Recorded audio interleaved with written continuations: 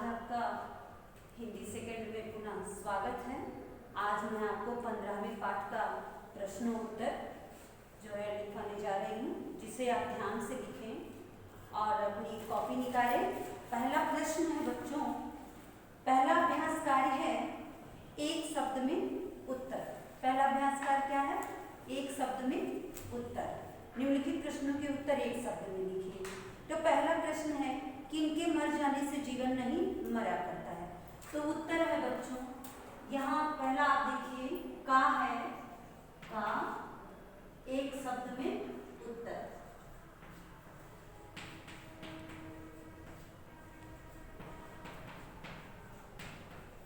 एक शब्द में उत्तर पहला है।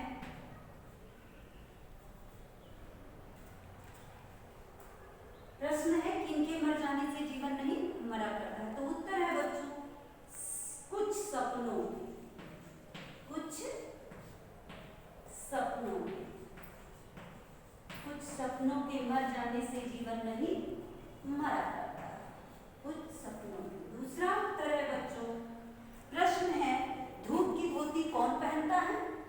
तो इसमें आपकी पंक्ति है बच्चों, जैसे रात उतार चांदनी पहने सुबह धूप की धोती। तो धूप की धोती कौन पहनता है? रात चांदनी को उतार करके सुबह क्या पहन लेती है? धूप की धोती। तो यहाँ उत्तर होगा रात है, उत्तर होगा रात। और तीसरा है, जिल्द कौन बदलती है? जिल्द पोथी बदलती है, पोथी। चौथा है, तट पर क्या डूब जाती है? किश्तियां, तट पर कश्तियां डूब जाती हैं।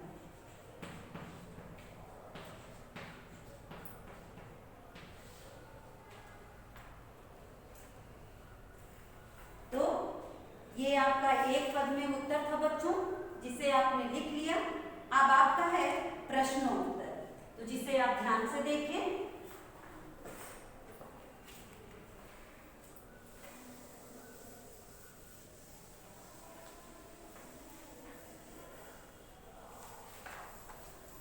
दूसरा अभ्यास कार्य है बच्चों, प्रश्नोत्तर।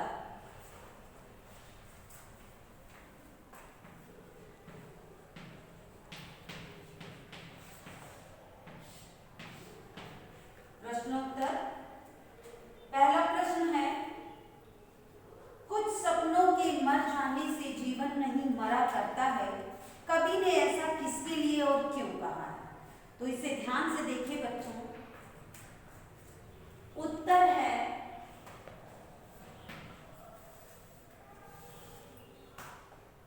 उत्तर एक, जीवन में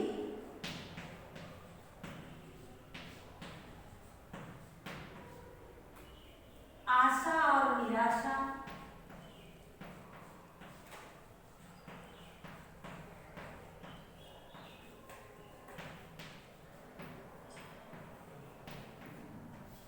आशा और निराशा का आना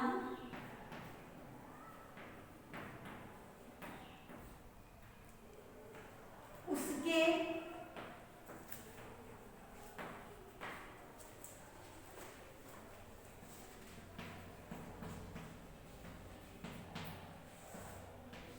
अनिवार्य अंग।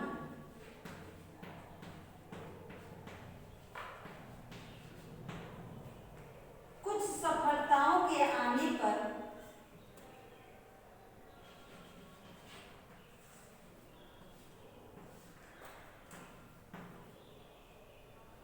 कुछ असफलताओं के आने पर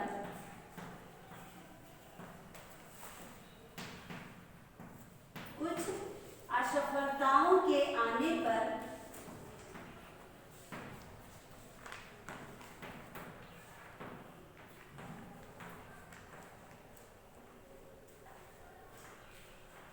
सफलता के मार्ग समाप्त नहीं होते।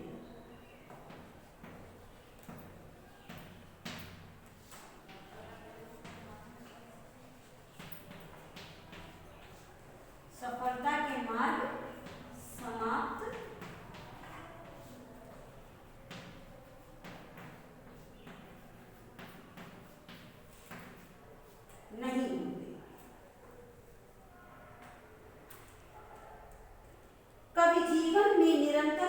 प्रयास करने की बात पर जोर देते हुए उन निराश व्यक्तियों को प्रेरित करते हुए जीवन में हताश न होने की प्रेरणा देता है। समाप्त नहीं होते।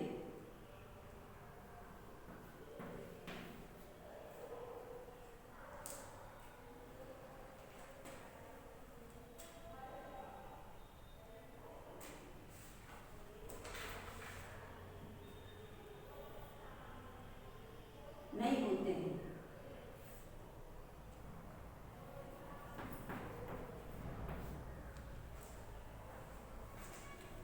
कभी इस पंक्ति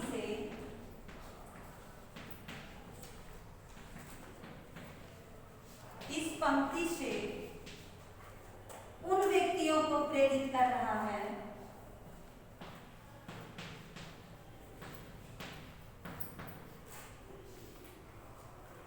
उन व्यक्तियों को प्रेरित कर रहा है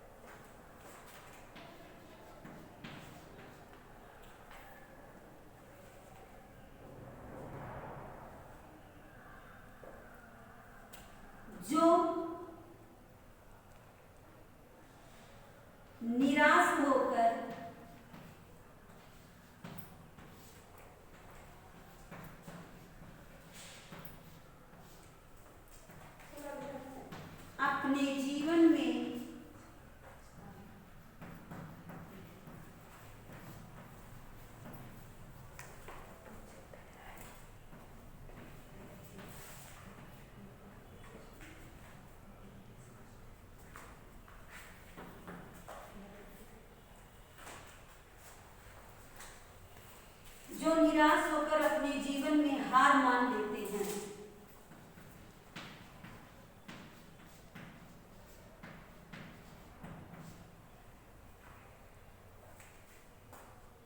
पहला प्रश्न है बच्चों कि कुछ सपनों के मर जाने से जीवन नहीं मरा करता है, कवि ने ऐसा किसके लिए कहा है?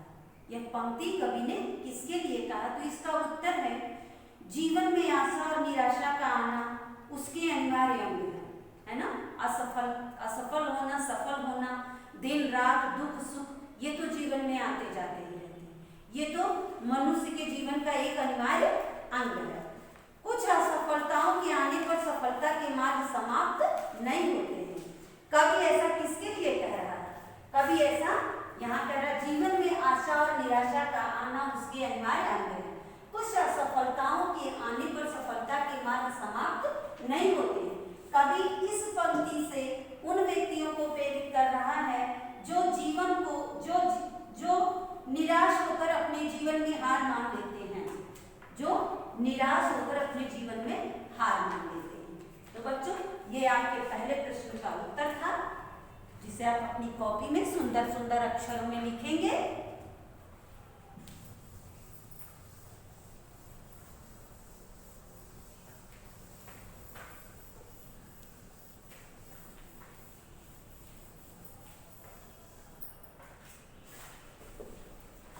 उत्तर नंबर 2,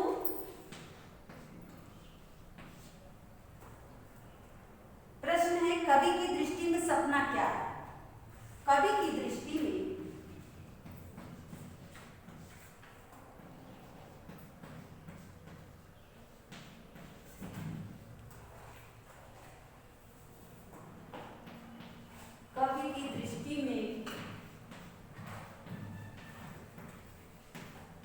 सपना नैन रूपी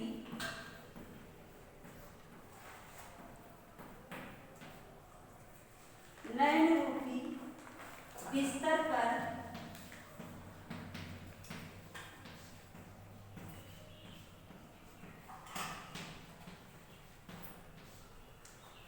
सोया हुआ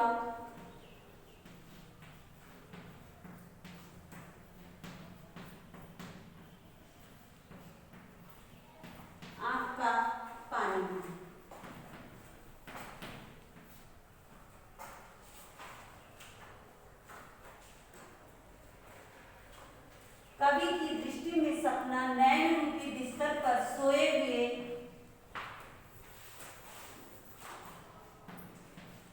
आँख के पानी के समान है।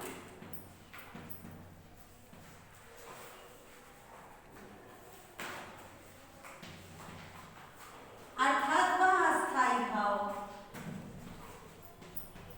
अर्थात वह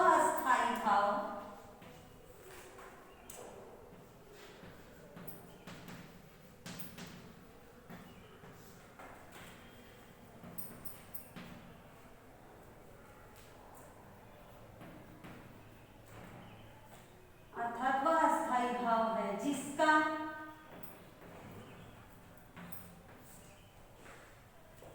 होना निश्चित है, जिसका होना निश्चित है।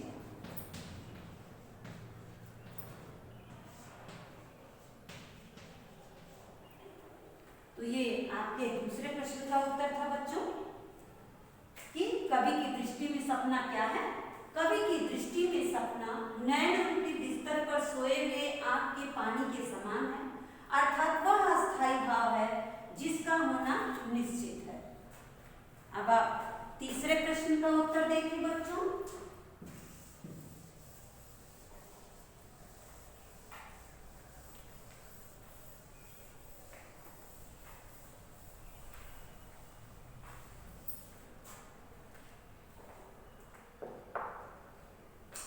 केवल जिल्द बदलती पोथी से कवि किस शाश्वत सत्य को बता रहा है। तो ध्यान से देखिए बच्चों, उत्तर तीसरा,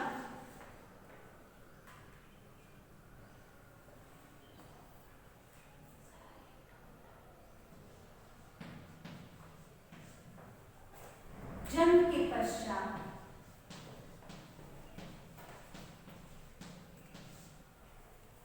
मृत्यु निश्चित है, मृत्यु निश्चित है।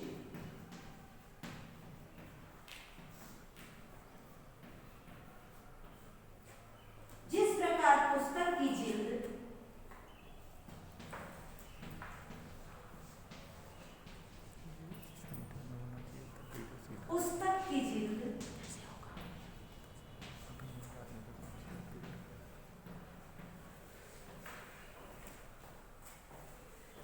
पुरानी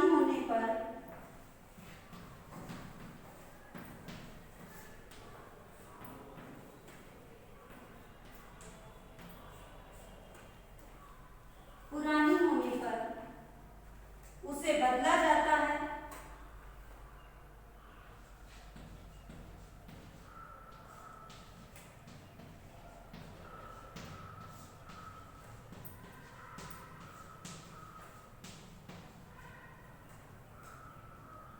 ठीक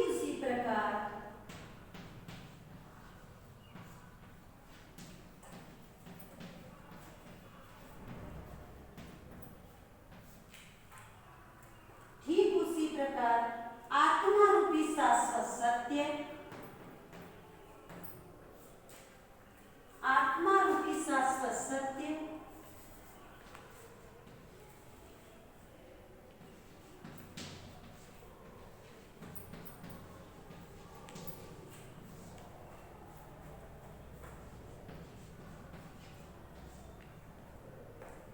अपना शरीर बदलता है।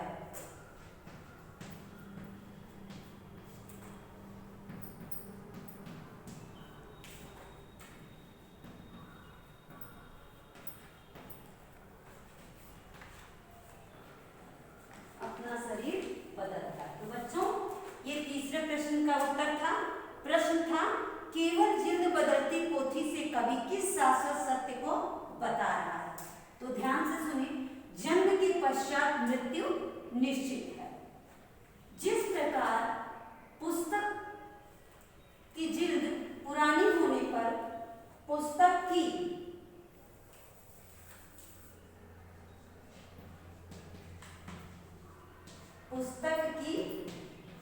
जिल्द पुरानी होने पर उसे बदला जाता है, ठीक उसी प्रकार आत्मा रूपी शाश्वत सत्य अपना शरीर बदलता है। तो इसी शाश्वत सत्य को कवि इस जिल्द बदलती पोथी के पंक्ति से इस शाश्वत सत्य को बता रहा है। चौथा उत्तर है, प्रश्न है बच्चों आपका, माला के बिखर जाने से कैसे समस्या हल हो जाती है। तो इस प्रश्न का उत्तर देखिए ध्यान से। चौथा अंतिम प्रश्न है बच्चों, सभी प्रश्नों के उत्तर अच्छे से सुंदर सुंदर लिखावट में लिखेंगे, दूर दूर साफ साफ। उत्तर चौथा, माला बिखरने का तात्पर्य है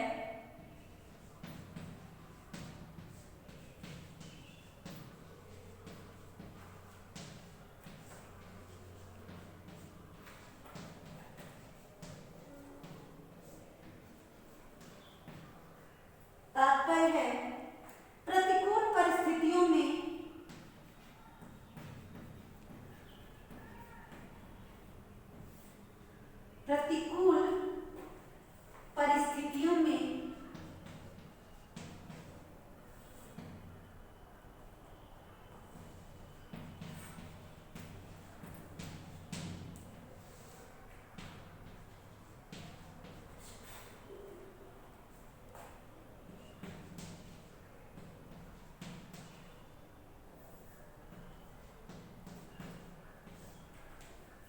बिगड़ी हुई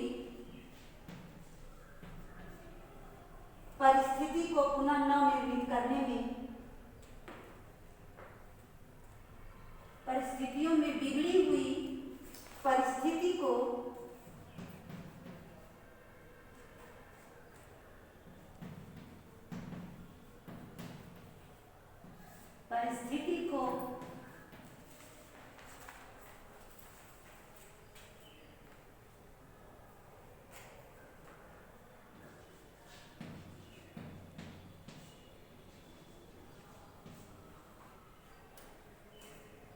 नवनिर्मित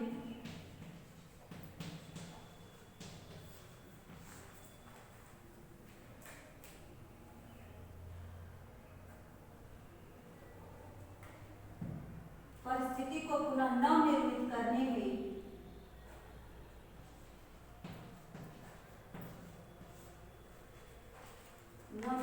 करने में समस्या का समाधान पुनः हो जाता है। समस्या का समाधान अपने आप हो जाता है। करने में समस्या का समाधान, समस्या का निवारण या समाधान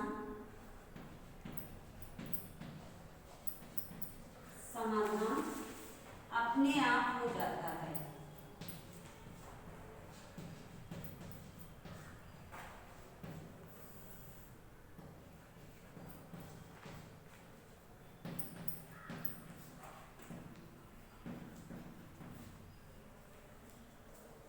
तो यहाँ कवि क्या बता रहा है बच्चों इस पंक्ति से कि माला के बिखर जाने से कैसे समस्या हल हो जाती है।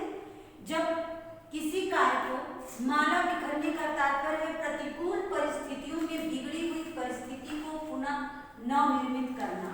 पुनः नवनिर्मित करने में समस्या का समाधान अपने आप हो जाता है। जब कोई कार्य हमारा नहीं हो पाता है, हम उसको बनाने लगते हैं, तो उस समय हमारा जो है जब वह कार्य हो जाता है या हमारे अंदर उससे लड़ने की क्षमता हो जाती है, उसको करने की प्रेरणा जग जाती है, तो हम उस कार्य में सफल हो जाते हैं। तो यहाँ इस पंक्ति से कवि यही बता रहा है कि माला बिखरने का तात्पर्य है कि प्रतिकूल परिस्थितियों में बिगड़ी हुई परिस्थिति को पुनः नवनिर्मित करने में समस्या का समाधान अपने आप हो जाता है।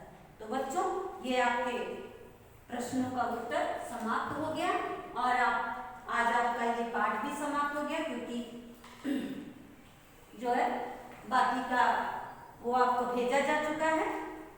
बाकी अभ्यास कार्य आपको पहले ही भेजा जा चुका है, सिर्फ प्रश्न उत्तर आप तक नहीं पहुंच पाया था, जो आज मैं भेज रही हूँ, जिसे आप अच्छी तरह से लिख करके अपना पाठ पूरा कर लेंगे। Thank you.